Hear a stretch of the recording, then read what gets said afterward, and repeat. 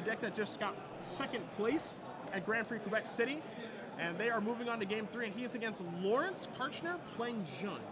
And again, from what we've spoken to about with Efro and Huey, Human Reanimator is Jun's worst matchup.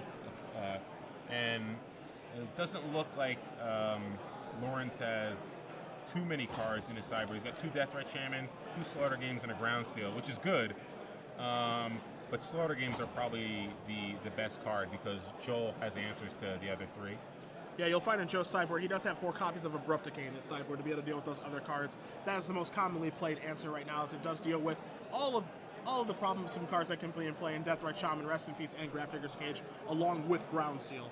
So Abrupt Decay is a fantastic sideboard card in the sideboard of this deck, kind of likened to Echoing Truth in Modern for the combo decks to take care of all the problems and permanents. The tough one is Slaughter Games, and for Lawrence, hopefully he can cast that on turn 3 to take care of Angel of Glory's Rise and to make the game much more difficult, play a fair game, as we do see a Farseek here from Lawrence on turn 2. So things are looking up. Yeah, but does he have the Slaughter Games is the question. He's got 2 cards in his deck that can basically seal the deal for him. Beyond that, though, you'd imagine Joe's probably going to end up winning the mid to late game. Joel's not casting Mulch or any of the typical cards you see from this deck on turns. Oh, there's a Grizzly Savage. So, let's see. Angel Glory Rise. And, okay, so that's a pretty good Grizzly Salvage right there. He's got 3 pieces of his combo. All he needs is a Burning Tree Emissary and a Fiend Hunter, which I believe he has a Fiend Hunter in his hand. So you're going to see Mulch move to the graveyard along with Unburial Rites, Angel of Glory's Rise, and an Undercity Undercity Informer. Joe's going to take a draw step here. You saw him take the land off of the Grizzly Salvage. Oh, he's got an appetite for Slaughter Games. He's got an appetite for Brains. So he does have 3 copies of those in his sideboard. We'll see if he can find a Slaughter Games. You're going to see Kessig Wolfrun, Blood Crypt, Stomping Ground, Olivia Valderin, Vampire Nighthawk, and Huntmaster of the Fells in Lawrence's hand. You see Joe recording that information here, and we'll see what card he's going to choose to take. Yeah, Joe's actually, oddly enough, has some proactive ways to be able to beat Slaughter Games. He has 3 copies of Appetite for Brains in his sideboard, along with 1 Witchbane Orb. So, he's not cool to Slaughter Games. He actually has ways to be able to beat it. And you see that Lawrence does have a 1 in the victory column for him, so it makes me believe that maybe he got him in the Slaughter Games game 2, and Joe said, oh, okay, I guess I have to deal with this kind of annoyance now. So he looks like he takes the Olivia. And I think is that a Faithless Looting in his hand? Yes. It is. Okay. So Faithless Looting from Joe is going to draw him 2 cards. He's going to move 2 cards over to the graveyard. You see Angel of Glory's Rise in his hand right now. We'll see exactly what Joe does decide to discard here. Again, Joe Lossett did win a Standard Open Series earlier this year in San Diego with the old take on Human Reanimator.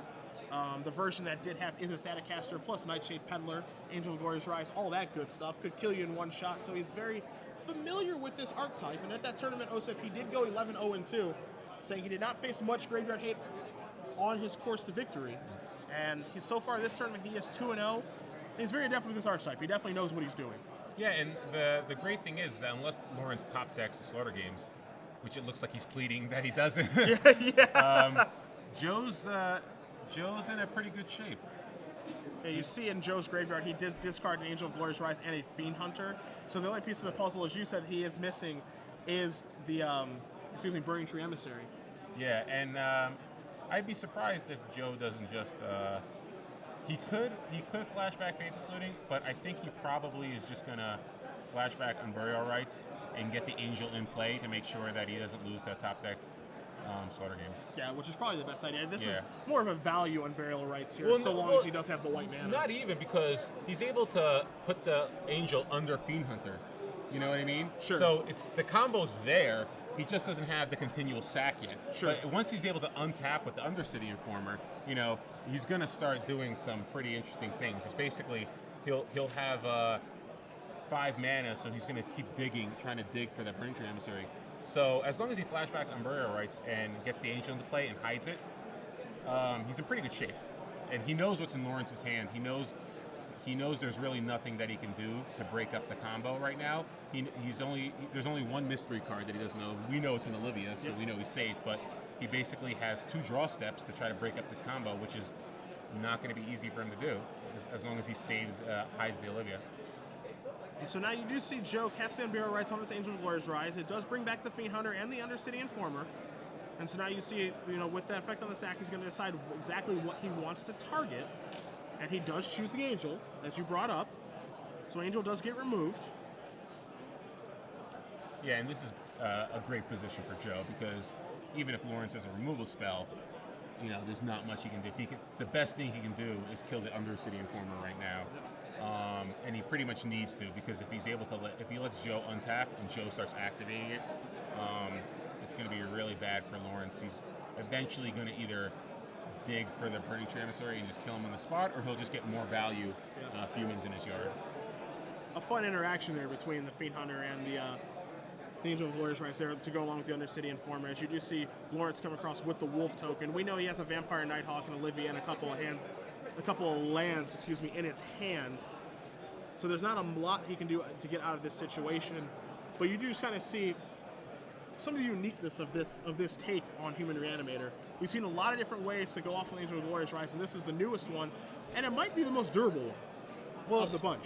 You're a little vulnerable to instant speed removal. But the thing is that, look at this situation, having an Undercity Informer that you can activate is just so huge here, where if that was just a Cartel Aristocrat, it's really, you're not doing very much. You're going to keep getting your Angels, you're going to keep getting your Angels back, but against a card like Olivia, that's not really that powerful. Whereas here, Joe's going to be able to dig through his deck to try to get more value humans out of it. We do see Joe draw a Mulch for the turn.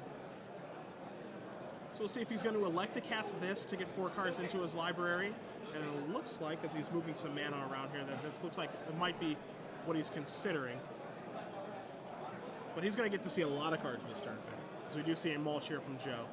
Going to reveal an Unburial Rites, a Grizzly Salvage, a Temple Garden, and a Burning Tree Emissary. So Temple Garden's going to go there. Well, it didn't take him long to find it. Yeah.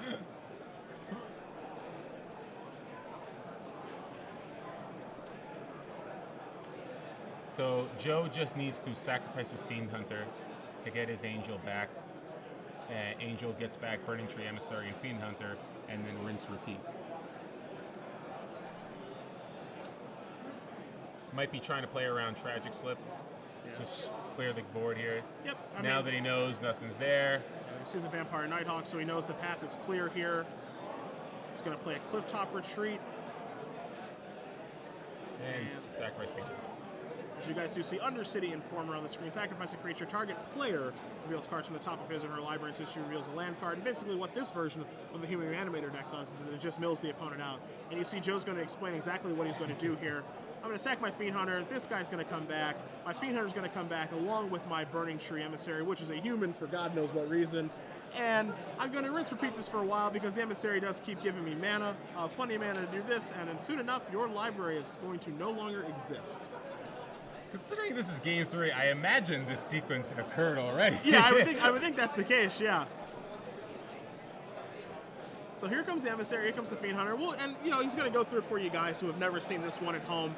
The old combo with Cartel Aristocrat, Hunt Master of the Fells, Fiend Hunter, you can make infinite guys, gain infinite life. If there's Zealous Conscripts involved, you could steal all of the things and give all of the things haste, that sort of thing. But now you're going to see Joe go through the motions here.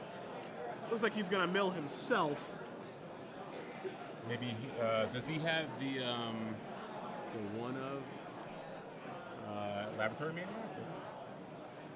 I don't see Laboratory Maniac in Joe's deck list this weekend. No.